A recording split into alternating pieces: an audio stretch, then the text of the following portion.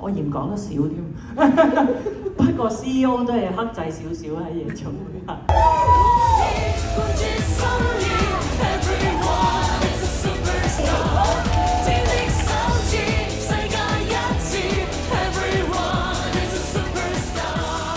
有 VJ 當時係有啲擔心，如果我唔係冇靚衫着，同埋我嗰啲 accessories，即係我好怕會既定咗一種霸氣嘅一種形象，就好似着一個 suit 啊，一個即係咁今次呢個造型我相當滿意啦，就加粒墨，係啊，整個花拉科聲頭，所以嗰個頭每日吹都吹咗我好耐，同我啲高跟鞋搞到我膝頭哥好痛，但係都好值得。所以個幾粒墨都係 V 姐自己即係建議加上去嘅。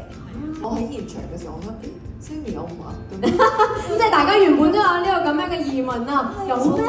子華都以為咦乜你真人有粒墨，同埋佢好費解點解我唔遮咗？係歡哥同 VJ 酒店嗰場嗰個激烈嘅床戲咧，唔信呢啲謠言係冇嘅。源自於導演記者就係以為其實嗰場戲一開已經係事後㗎啦。事前下次拍翻，係，或者係你欠我一個事情。哇！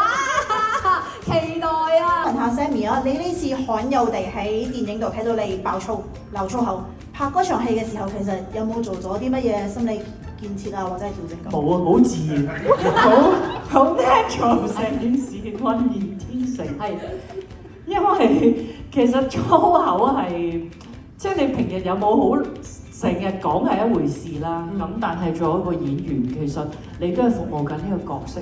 個角色要你講就講，要你啞就啞㗎啦。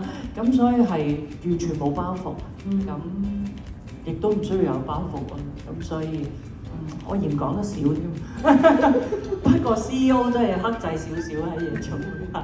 有。